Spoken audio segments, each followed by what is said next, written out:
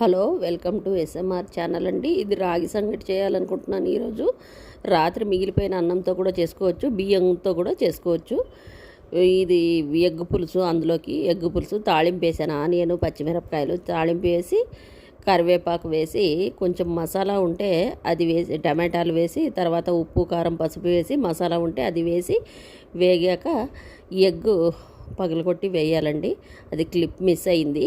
5-6 ఎగ్గులు వేసాను. ఇది వచ్చేసి రాగి సంగటిలోకి ఉత్త రాగి సంగటి ఒకటే కాదండి, ఇది మల్టీ మిల్లెట్స్ ఆట.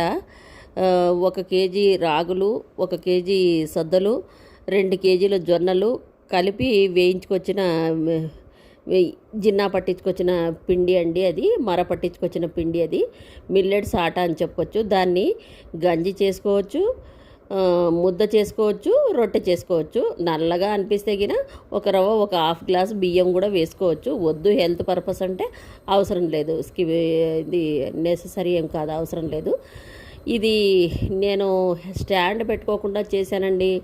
ఒక చేయితో వీడియో తీస్తూ ఒక చేయితో వంట చేయడం వల్ల కష్టం అనిపించింది, క్లియర్గా లేదు. నేను ఇంకా